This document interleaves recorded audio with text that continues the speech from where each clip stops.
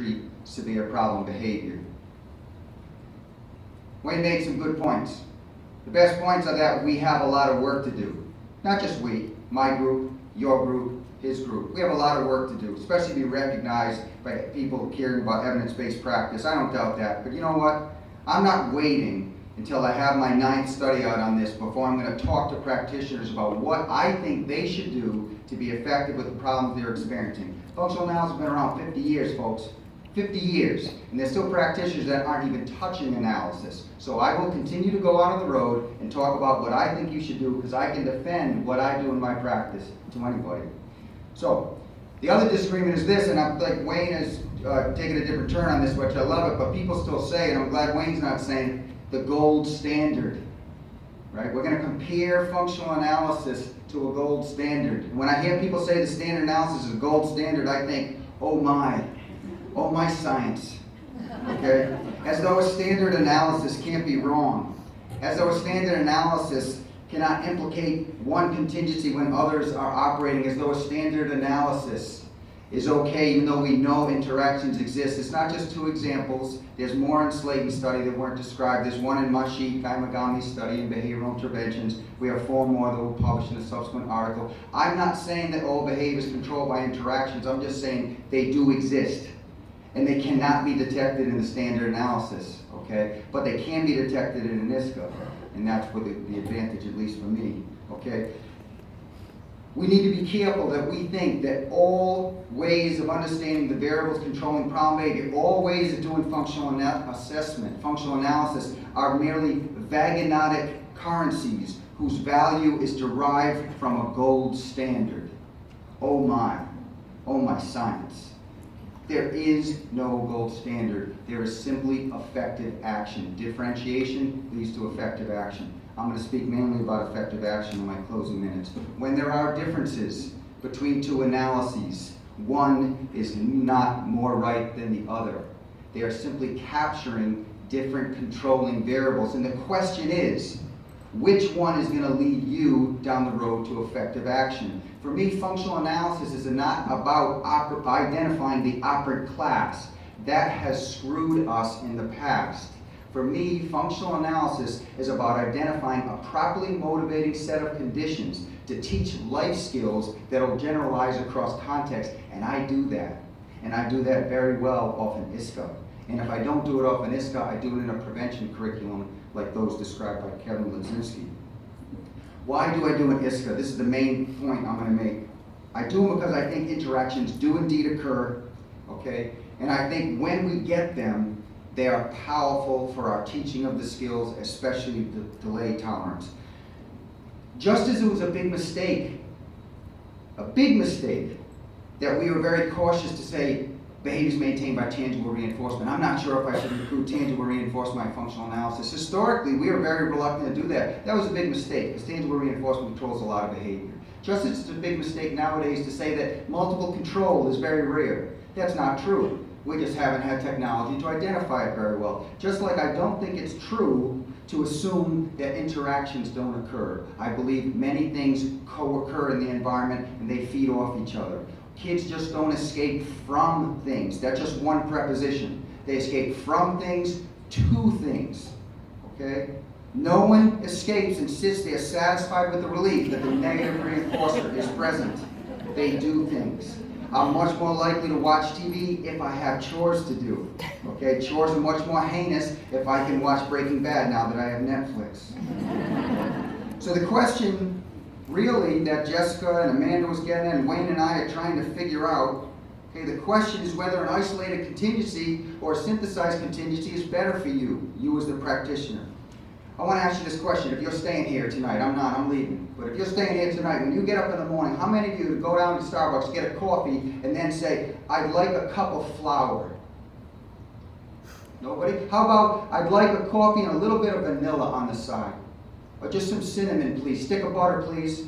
Okay? No one's going to do that. But you might go down to Starbucks and ask for coffee cake. Right? You'll order that coffee cake. I'll walk and pay $4.99 for coffee cake. That's good stuff. When all that stuff is put together.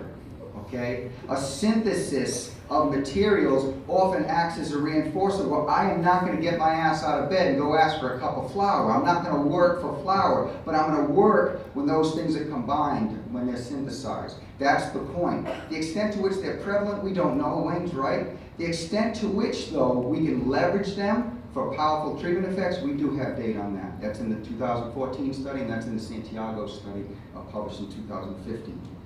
So my point here, I found this on the internet, that's cute. If you can be fast, and no, we haven't demonstrated the relative safety, but I used to do analyses in a t-shirt and other equipment. I do analyses with a tie right now, so I'm just inferring that. But if you can be fast and effective with coffee cake for your clients, why not just work with the coffee cake? Okay? Why spend resources deconstructing the cake when it exists as a whole in the world? Why spend resources deconstructing the cake only to find when you do, you have taken something that was valuable in nature. You've taken something, the coffee cake, it's completely valuable, and now you made it tasteless. That's what I'm worried about. Is sometimes when we do analyses and we get too hyper-analytic, I think we're being a little tasteless and we're removing the reinforcing efficacy of things that are operating in nature. Okay. I'm going to go through this quick and then maybe we'll check. Why do I do an IISCA? Because it works. Why do I do an IISCA? Because it works. Because when we do the whole treatment, we get socially validated outcomes. And I'm going to let you in a little secret. I can't find a single study that has a treatment off a standard functional analysis where someone said, thank you very much, the problem's solved. And I think we have to look that problem directly in the face. We have to admit that. Okay? Yes, we have a lot of treatment studies in very simple context with simple schedules. Maybe we bust it out to a 5-minute multi-element multiple schedule. But we don't have many examples where parents say, thank you, problem solved. I'm comfortable in all the challenging situations. We have 2 studies on that, and they're all hibiscus. And this last thing, functional analysis has been around 50 years, but practitioners that call themselves analysts are not doing them. And that's why I do IISCA, and that's why I talk about IISCA. Okay. Last point. You'll always not know something, no matter how many analyses you do. Please understand that. You have but a snapshot. You only know a few things when you do an analysis. The trick is figuring out what you're comfortable not knowing. I'm comfortable not knowing the independent effects of all the variables. What I'm not comfortable not knowing is whether I can turn problem behavior off to 0. And we can turn problem behavior off with the IISCA. Okay? That is my gold standard. Okay? Turning behavior off, turning it on. Socially validated effects from parents. That's my gold standard. I want you to make that your gold standard. If you want to learn more about this, even though we have a lot more work to do, that which we know is on this website. Okay. Thanks.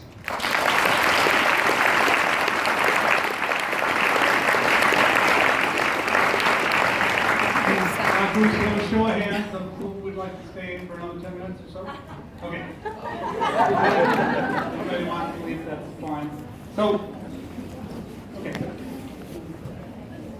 So, one of the things that I tried to do but had to rush through was to systematically go through the published data and then to apply criteria, well-established and agreed upon criteria to that data. And the level of evidence that's available for the IISCA and the treatments is relatively low. The analogy of eating coffee cake is weird from my standpoint. If you think about it, show me a functional analysis where food was tested as a reinforcer where they delivered flour rather than the coffee cake. I mean, yes, you wouldn't eat the flour, and if you find somewhere where they tested flour as the possible reinforcing contingency, I'll eat flour. I mean, that's just... It's an analogy. I was an English major, okay? And I think the analogy works pretty well. My main point is, let me get it back then to the point. Kids don't escape to nothing, they escape to stuff. They go well together. Stuff is more valuable when you got shit to do. Yes? Okay? So same thing. Kids escape and also get attention. And the other thing about the IISCA that's important to me is we're not just testing escape tangible attention, okay? That language game has constricted what we see in the world. We're testing qualitatively rich contingencies, the kind that this guy taught me about. Compliance with demands, access to ritualistic behavior, some kids escaping to engage in stereotypy. You're not going to see that if you're only looking at those generic categories. So that's really what the analogy is getting at. And I knew I should have used my whiskey lemonade metaphor. Wayne would have went for that. I thank you for the compliment on what I've done. But the issue is really when you go to testing idiosyncratic contingencies and when you don't. So demand analysis is something we typically do. Sometimes we will do it as a part of a functional analysis. Sometimes when we get an incomplete or inconclusive functional analysis and there's indications that there's a precurrent relationship between problem behavior and MANs, we will do a MAN analysis. We've done that multiple times. There is nothing about the MAN analysis that is specific to the synthesized analysis.